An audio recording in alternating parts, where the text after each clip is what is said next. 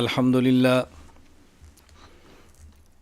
لله نحمده ونستعينه ونستغفره ونؤمن به ونتوكل عليه ونعوذ بالله من شرور أنفسنا ومن سيئات أعمالنا من يهده الله فلا مضل له ومن يضلل فلا هادي له ونشهد أن لا إله إلا الله وحده لا شريك له ونشهد أن سيدنا ومولانا محمدا عبده ورسوله أما بعد فأعوذ بالله من الشيطان الرجيم بسم الله الرحمن الرحيم هو الذي بعث في الأميين رسولا منهم يتلو عليهم آياته ويزكيهم ويعلمهم الكتاب والحكمة وإن كانوا من قبل لفي ضلال مبين وآخرين منهم لما يلحقوا بهم وهو العزيز الحكيم ذلك فضل الله يؤتيه من يشاء والله ذو الفضل العظيم يا رب صل وسلم دائما أبدا على حبيبك خير الخلق كلهم هو الحبيب الذي ترجى شفاعته لكل هول من الأحوال مقتحم اللهم صل على محمد وعلى آل محمد كما صليت على إبراهيم وعلى آل إبراهيم إنك حميد مجيد اللهم بارك على محمد وعلى آل محمد كما باركت على إبراهيم وعلى آل إبراهيم إنك حميد مجيد نام محمد سے دلوں کو سرور ملتا ہے، نام محمد سے دلوں کو سرور ملتا ہے، نگاہ فکر کو تازہ شعور ملتا ہے، نصیب کیسا بھی ہو واسطہ محمد کا دے کے، نصیب کیسا بھی ہو وسیلہ احمد کا دے کے، خدا سے جو بھی مانگیں ضرور ملتا ہے۔ معزز علماء کرام، میرے نہایت واجب الاحترام بزرگوں، مسلک اہل سنت والجماعت احناف دیوبند سے تعلق رکھنے والے نوجوان دوستوں اور بھائیوں، سماعت فرمانے والی میری نہایت قابل صد احترام ماؤں اور بہنوں، آج ہمارا جامعہ ادارۃ النعمان حیدرآباد ہندوستان کا پہلا سالانہ جلسہ منعقد ہوا ہے۔ ہمارے اس جلسہ کا بنیادی مقصد وہ طلباء کرام جنہوں نے جامعہ ادارۃ النعمان حیدرآباد کے تحت دورہ حدیث شریف مکمل فرمایا ہے، اور ہماری وہ بیٹیاں جنہوں نے دورہ حدیث مکمل کیا ہے، ان علماء کرام کی حوصلہ افزائی ہو، ان کی دستار بندی ہو، ان کو سند دی جائے، اور عالمات کی پردے میں دوپٹہ پوشی ہو، ان کو سند دی جائے، ان بچیوں کی حوصلہ افزائی ہو۔ اور آپ کی خدمت میں جامعہ ادارۃ النعمان کی مختصر سی کارگزاری آئے۔ آپ حضرات حالات کو دیکھیں، کارگزاری کو دیکھیں، جامعہ کی ایک سالہ محنت کو دیکھیں۔ انشاءاللہ العزیز یہ سلسلہ جاری رہے گا، آئندہ سال دورہ حدیث بھی ہوگا، تخصص فی العقائد الاسلامیہ بھی ہوگا، جس طرح کہ اس سال تخصص فی العقائد الاسلامیہ ہوا ہے وہ بھی ہوگا انشاءاللہ العزیز۔ اور اللہ رب العزت کو منظور ہوا تو بہت دلج مکمل درس نظامی انشاءاللہ یہاں پڑھایا جائے گا، دارالفتاح کا قیام بھی ہوگا، طلباء کرام کا آف لائن تخصص بھی شروع ہوگا، لیکن یہ سارے کام تدریجاً ہوں گے۔ بہت جلد ہم انشاءاللہ 2 سالہ علم دین کورس مرد حضرات کے لیے، 2 سالہ علم دین کورس خواتین کے لیے وہ بھی لائیں گے، آف لائن بھی چلے گا، آن لائن بھی چلے گا۔ اسی طرح انشاءاللہ العزیز جو ہمارے ارادے میں شامل ہے اس پہ کام شروع ہے، محنت چل رہی ہے، مشاورت ہو رہی ہے۔ ہم مردوں کے لیے آن لائن اور خواتین کے لیے آن لائن مستقل عالم اور عالمہ بنانے کا مکمل نصاب پیش کر رہے ہیں، اور ہماری کوشش ہوگی کہ اس کی مدت کچھ کم کی جائے، کتابوں میں کچھ اضافہ اور تبدیلی کی جائے تاکہ زیادہ سے زیادہ لوگ اس سے مستفید ہو سکیں۔ علم دین کو پڑھنا مردوں کا بھی حق ہے، علم دین کو پڑھنا خواتین کا بھی حق ہے، اور شرعی حدود میں رہ کر پڑھنا یہ بنیادی چیز ہے۔ اللہ تعالیٰ نے جس طرح اپنے رسول حضرت محمد مصطفیٰ صلی اللہ علیہ وسلم کے ذریعے ہمیں ہدایات اور حدود عطا فرمائی ہیں، ان ہدایات کے مطابق چلنا، ان حدود کا خیال رکھنا یہ ہماری ذمہ داری ہے۔ ہمارا یہ جامعہ ادارۃ النعمان حیدرآباد حضرت امام اعظم ابو حنیفہ نعمان بن ثابت رحمہ اللہ تعالیٰ کے مبارک نام کی طرف منسوب ہے۔ میں نے اس وقت آپ کی خدمت میں پارہ نمبر 28 سورۃ الجمعہ، اس کی آیت نمبر 2، آیت نمبر 3، آیت نمبر 4، یہ 3 آیات تلاوت کی ہے۔ اللہ رب العزت نے اس امت پر اپنے احسانات کا تذکرہ فرمایا۔ سب سے پہلے فرمایا هو الذی بعث فی الامیین رسولا منہم یتلو علیہم آیاتہ ویزکیہم ویعلمہم الکتاب والحکمہ۔ اللہ نے احسان یہ فرمایا ہے کہ امیین، اہل عرب اور بطور خاص صحابہ کرام رضی اللہ عنہم اجمعین، ان میں ایک ایسے شخص کو بھیجا جس نے 4 بنیادی کام کیے۔ یتلو علیہم آیاتہ، نمبر 1 قرآن کریم کی آیات کو پڑھنا، قرآن کریم کے الفاظ کو پڑھنا، قرآن کریم کے الفاظ ان کو سمجھانا کہ لفظ کیا ہے۔ الحمد سے لے کر والناس تک مکمل قرآن کریم پڑھ کے سنایا، پڑھنے کا طریقہ بتایا۔ نمبر 2 وَيُزَكِّيهِمْ، ان کے دل کا تزکیہ کیا، باطن کو صاف کیا، اس پر خوب محنت کی تاکہ ان کے باطن میں صلاحیت پیدا ہو، عقائد کو، اعمال کو، اخلاق کو حاصل کریں۔ باطن میں جب صفائی ہوتی ہے، باطن کا تزکیہ ہوتا ہے، باطن کو طہارت حاصل ہوتی ہے، تو پھر شریعت مطہرہ پر عمل کرنا بہت آسان ہو جاتا ہے۔ وَيُعَلِّمُهُمُ الْكِتَابَ، پھر قرآن کریم کی تفسیر، قرآن کریم کا مطلب، قرآن کریم کا مفہوم بیان فرمایا۔ والحکمہ، اور قرآن کریم کی عملی صورت رسول اکرم صلی اللہ علیہ وسلم کی جو مبارک سنت ہے وہ دکھائی۔ تو نبی کریم صلی اللہ علیہ وسلم نے صحابہ کرام کو بنیادی طور پر 4 کام کر کے بتائے۔ نمبر 1 یتلو علیہم آیاتہ، قرآن کریم کے الفاظ کو سکھانا۔ نمبر 2 ویزکیہم، ان کے باطن کا تزکیہ، دل کی اصلاح، اندر کی صفائی یہ کرنا۔ نمبر 3 ویعلمہم الکتاب، قرآن کریم کا معنی، قرآن کریم کا مطلب، قرآن کریم کا مفہوم، قرآن کریم کی تفسیر یہ سمجھائی۔ والحکمہ، اور اپنی سنت کی تعلیم ان کو دی، اپنا طریقہ بتایا کہ تم نے عمل کیسے کرنا ہے۔ تو یہ 4 چیزیں رسول اکرم صلی اللہ علیہ وسلم کی بعثت کے بنیادی مقاصد میں سے ہیں جو اللہ پاک نے یہاں بیان فرمایا۔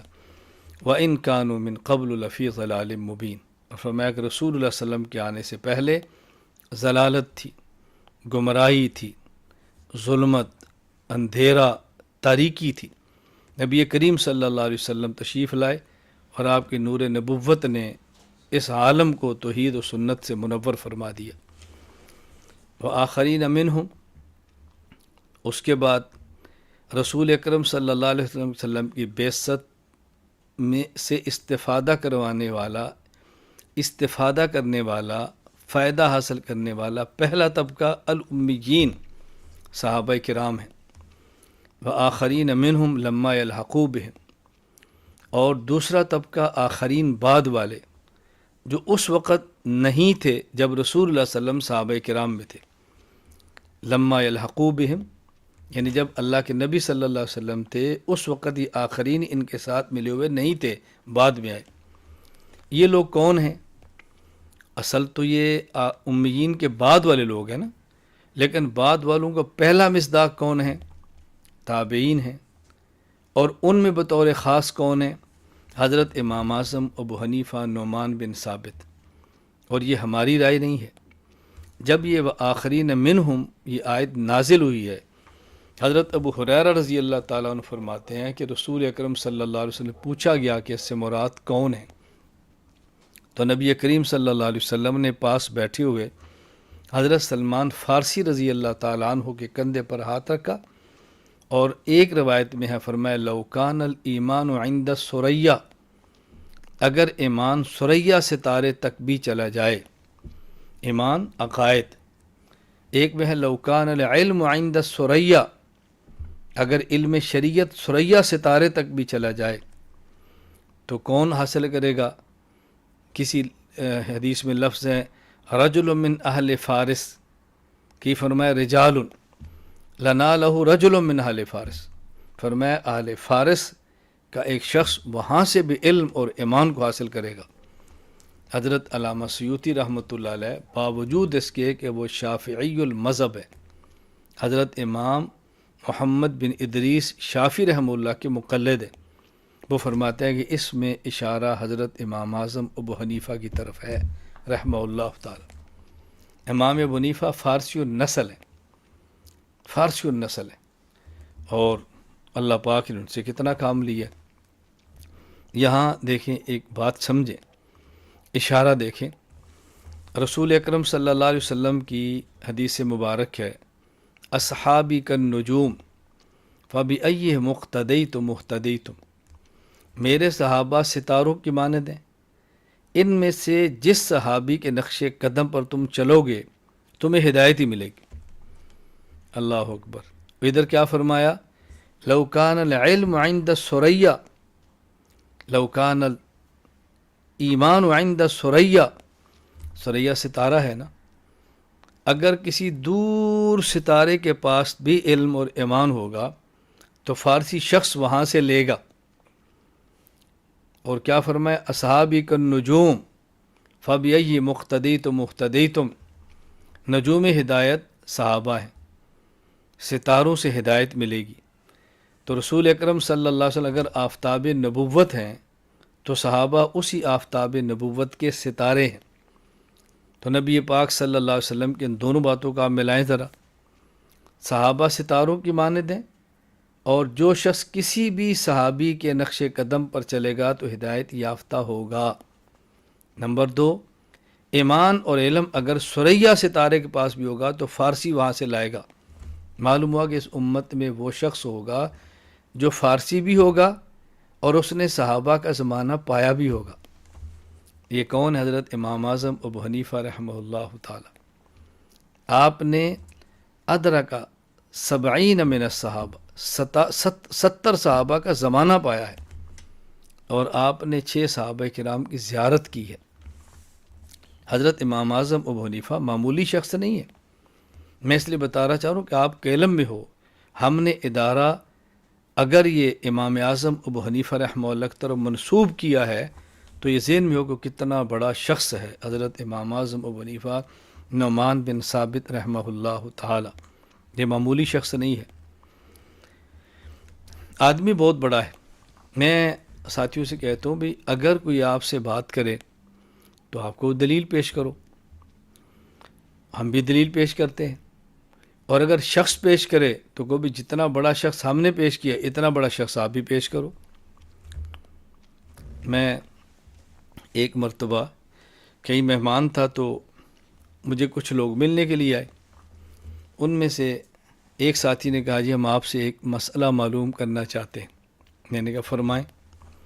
تو کہا یہ ظہر اور عصر کو جمع کر کے پڑھنا کیسا ہے؟ تو میں نے پوچھا کہ ظہر اور عصر جمع ہو بھی سکتی ہیں؟ اس کے بعد کہیں گے نا کیسا ہے، پہلے یہ تو کہ ہو سکتا ہے یا نہیں؟ کہا جی نہیں ہو سکتی۔ میں نے کہا آپ کریں، کیسے جمع کریں گے؟ کہا جی ظہر کے وقت میں ہم عصر کو پڑھ لیں تو یہ جمع مقدم ہو گیا، ہم نے اکٹھا کر لیا۔ میں نے کہا مجھے یہ بتائیں، اگر آپ نے کل رمضان شروع ہو رہا ہے اور سفر کرنا ہے اور روزہ مشکل ہے، تو آپ کل کی بجائے آج 29 شعبان کو روزہ رکھ لیں، ہو جائے گا؟ کہا جی نہیں۔ میں نے کہا کیوں نہیں ہوگا؟ کہا اس لیے کہ جب رمضان کا چاند نظر آئے گا تو روزہ فرض ہوگا، ابھی تو روزہ فرض ہی نہیں ہوا۔ تو میں نے کہا عصر کی نماز تب پڑھیں گے نا جب فرض ہوگی، جب عصر کی نماز کا وقت داخل نہیں ہوا، ابھی عصر فرض ہی نہیں ہوئی، تو آپ نے کون سی عصر پڑھی ہے؟ تو جمع مقدم کیسے ہوگا؟ کہا جی اگر ہم ظہر کو عصر کے وقت میں لے جائیں۔ میں نے کہا رسول اللہ صلی اللہ علیہ وسلم کی خندق پر جب نماز قضا ہوئی ہے تو آپ فرماتے ہیں ملأ اللہ بیوتہم قبورہم نارا شغلونا عن الصلاۃ الوسطی، ان لوگوں نے ہماری عصر کی نماز قضا کر دیا، تو حضور بد دعا فرما رہے۔ تو جب آپ نے ظہر عصر کے وقت میں پڑھی ہے تو اب اپنے وقت سے نکل گئی، تو یہ تو قضا ہو گئی، جمع کیسے کریں گے؟ عصر کو ظہر کے وقت میں لائیں گے تو عصر ابھی فرض ہی نہیں ہے، ظہر کو عصر کے وقت میں لے جائیں گے تو ظہر اپنے وقت سے نکل گئی ہے، وقت نکل جائے تو قضا ہوتی ہے۔ میں نے کہا آپ بتائیں جمع ہو سکتی ہے؟ کہا جی وہ جو حدیث میں آتا ہے۔ میں نے کہا کون سی حدیث ہے؟ کہا جی رسول اللہ صلی اللہ علیہ وسلم نے، ترمذی میں روایت ہے کہ آپ نے جمع فرمایا ہے۔ میں نے کہا وہ جو قرآن کے اندر آتا ہے؟ کہتے جی وہ کیا؟ میں نے کہا قرآن کہتے ہیں ان الصلاۃ کانت علی المؤمنین کتابا موقوتا، ہر نماز کا اپنا وقت ہے۔ تو کہا جی پھر یہ ترمذی والی حدیث قرآن کے خلاف ہو گئی۔ میں نے کہا جی آپ فیصلہ کریں، ہم تو نہیں کہتے خلاف ہوئی۔ کیوں؟ میں نے کہا ہم تو کہتے ہیں خلاف تب ہوگی جب ظہر کو عصر کے وقت میں پڑھا ہوگا یا عصر کو ظہر کے وقت میں پڑھا ہوگا۔ ہم تو کہتے ہیں کہ ظہر کو مؤخر کیا ہے، عصر کو شروع وقت میں لائن، ظہر آخری وقت میں ہے، عصر اول وقت میں ہے۔ مثال کے طور پہ آج عصر کا وقت 4:30 پہ شروع ہو رہا ہے، تو ظہر کوئی شخص پڑھ لیتا ہے 4:25 کو اور عصر پڑھ لیتا ہے 4:30 کو، تو دیکھنے والا یہ سمجھے گا کہ ظہر عصر کو جمع کر لیے، حالانکہ جمع تو نہیں کیا، اسے کہتا ہے جمع سوری۔ تو میں نے کہا ہم تو کہتے ہیں کہ رسول اللہ صلی اللہ علیہ وسلم نے جب جمع فرمایا ہے تو صورتاً جمع کیا ہے، ایک کو آخر میں لے گئے، ایک کو شروع میں لے گئے۔ تو جو تشریح ہم کرتے ہیں ترمذی کی، اس کے مطابق تو حدیث قرآن کے خلاف نہیں ہے، اور جو تشریح آپ کرتے ہیں اس کے مطابق حدیث قرآن کے خلاف ہے۔ تو اب وہ تشریح کیوں کرتے ہیں جس سے حدیث قرآن کے خلاف نظر آئیں اور ان کے لیے حدیث کو بولنے کا موقع ملے؟ میں نے کہا کہ اور دلیل ہے تو پیش فرمائیں۔ تو پھر وہ مجھے کہنے لگے جی بڑے بڑے علماء جمع بین صلاتین کے قائل ہیں۔ میں نے کہا ایک بات طے ہو گئی کہ میں نے جب آپ سے کہا کہ ظہر عصر کیسے جمع کریں تو آپ ثابت نہیں کر سکے۔ دوسری بات میں نے کہا دلیل پیش کریں تو آپ دلیل پیش نہیں کر سکے۔ اب تیسری بات کہ آپ کہتے ہیں جی علماء فرماتے ہیں، چلو اس پہ ایک عالم آپ پیش کر دیں، ایک عالم میں پیش کر دیتا ہوں، پھر دیکھ لیتے ہیں کہ ان میں سے بڑا عالم کون ہے اور رسول اکرم صلی اللہ علیہ وسلم کے قریب زبانے کا عالم کون ہے۔ تو میں نے کہا آپ پیش کریں یا میں پیش کروں؟ کہا جی آپ پیش کریں۔ میں نے کہا حضرت امام اعظم ابو حنیفہ نعمان بن ثابت رحمہ اللہ تعالی یہ جمع بین صلاتین کے قائل نہیں ہیں۔ اب تم کو ایسا عالم پیش کرو جو علم میں ان سے بڑا ہو اور زمانے میں رسول اللہ صلی اللہ علیہ وسلم سے زیادہ ان سے قریب ہو۔ کہ جی ایسا تو نہیں ہے۔ تو میں نے کہا پھر عجیب بات یہ ہے کہ نہ آپ دلیل دے، نہ آپ ثابت کر سکتے ہیں جمع کرنا، نہ آپ دلیل دے سکتے ہیں اور نہ ہی ہماری شخصیت سے بڑی شخصیت پیش کر سکتے ہیں، تو بتائیں پھر ہم آپ کا مسئلہ کیسے مانیں؟ اب ضد کا تو کوئی علاج نہیں۔ میں نے یہ واقعہ صرف اس لیے سنا یہ بتانے کے لیے کہ امام اعظم ابو حنیفہ نعمان بن ثابت رحمہ اللہ بہت بڑے آدمی تھے، چھوٹے انسان نہیں ہیں۔ تو اللہ تعالیٰ نے پہلے صحابہ کرام کا تذکرہ فرمایا، وہ آخرین میں یہ لوگ آگے۔ تو اس کا مطلب یہ ہے اللہ کے رسول صلی اللہ علیہ وسلم خاتم النبیین، آپ کے بعد صحابہ کرام، آپ کے بعد مجتہدین، یہ اتھارٹیاں ہیں، یہ ہے اصل اتھارٹی کہ جس پر ہم نے چلنا ہے اور جن کی بات ہم نے مان کے چلنی ہے۔ بعد والے ان کے مطابق ہوں گے تو قبول ہوگا، ان کے مطابق نہیں ہوں گے تو پھر قبول نہیں ہوگا۔ جہاں تک تعلق ہے حضرت امام صاحب اور صحابہ کرام کا، حضرت امام حنیفہ اور رسول اللہ صلی اللہ علیہ وسلم کا، خود حضرت امام اعظم حنیفہ رحمہ اللہ فرماتے ہیں اذا جاء عن الرسول صلی اللہ علیہ وسلم فعلى الراس والعین، جب نبی پاک صلی اللہ علیہ وسلم کی حدیث آ جائے تو سر بچشم قبول ہے، مجھے انکار ہی نہیں ہے۔ وَإِذَا جَاءَ عَنِ الصَّحَابَةِ اخْتَرْنَا مِنْهُمْ وَلَا نَخْرُجْ مِنْ قَوْلِهِمْ، کسی مسئلے پر صحابہ کے کوئی اقوال آ جائیں تو میں ان میں سے ایک لیتا ہوں، اسے نکلتا نہیں ہوں۔ آگے فرمایا وَإِذَا جَاءَ عَنِ التَّابِعِينَ، اور جب بعد والوں سے آئے فَهُمْ رِجَالٌ وَنَحْنُ رِجَالٌ زَاحَمُونَا وَزَاحَمْنَاهُمْ، پھر وہ بھی مرد ہیں میں بھی مرد ہوں، وہ بھی گھوڑے دوڑائے میں بھی دوڑاتا ہوں۔ تو حضرت امام صاحب رحمہ اللہ تعالی بہت بڑے انسان ہیں، یہ ذہن میں رکھ لیں۔ اس لیے ہم کہتے ہیں کہ ہم مذہباً حنفی ہیں، ہمارا مذہب ابو حنیفہ رحمہ اللہ والا ہے، مذہباً ہم حنفی ہیں۔ جب ہم یہ بات کہیں گے بھی ہمارا مذہب حنفی ہے تو لوگ فوراً کہہ دیں گے بھئی ہمارا مذہب تو محمدی ہے، تمہارا مذہب حنفی ہے، ہمارا مذہب تو محمدی ہے۔ تو آپ نے کلمہ حضرت محمد کا پڑھا ہے، یہ امام حنیفہ کا پڑھا ہے، ہم نے کلمہ حضرت محمد صلی اللہ علیہ وسلم کا پڑھا ہے، تو پھر خود کو آپ محمدی کیوں نہیں کہتے؟ ہم نے کہا ہم خود کو مذہباً حنفی اس لیے کہتے ہیں کہ ہم مذہب کا معنی جانتے ہیں، آپ اپنا مذہب محمدی اس لیے کہتے ہیں کہ آپ مذہب کا معنی نہیں جانتے۔ ایک ہے منزل اور ایک ہے مذہب۔ منزل کہتے ہیں جہاں جانا ہے، اور مذہب کہتے ہیں جس راستے سے جانا ہے۔ حضرت محمد صلی اللہ علیہ وسلم ہماری منزل ہے، امام اعظم ابو حنیفہ رحمہ اللہ تعالی ہمارا مذہب ہے، وہاں ہم نے پہنچنا ہے اور اس راستے سے پہنچنا ہے۔ وہاں تک پہنچنے کے 4 راستے ہیں، مثلا حنفی، مالکی، شافعی، حنبلی، تو ہم نے ان میں سے ایک راستہ اختیار کیا ہے۔ کسی منزل تک پہنچنے کے 4 راستے ہو سکتے ہیں، ان میں جو راستہ کسی کو بہتر لگتا ہے اس راستے کو بندہ قبول کرتا ہے۔ تو میں اس لیے گزارش کرتا ہوں کہ اس بات کو ذہن نشین فرما لیں کہ ہم مذہباً حنفی ہیں۔ حضرت امام اعظم ابو حنیفہ کا نام ہے نعمان بن ثابت، اور ابو حنیفہ آپ کی کنیت ہے، اور یہ کنیت نسبی نہیں ہے، کنیت وصفی ہے۔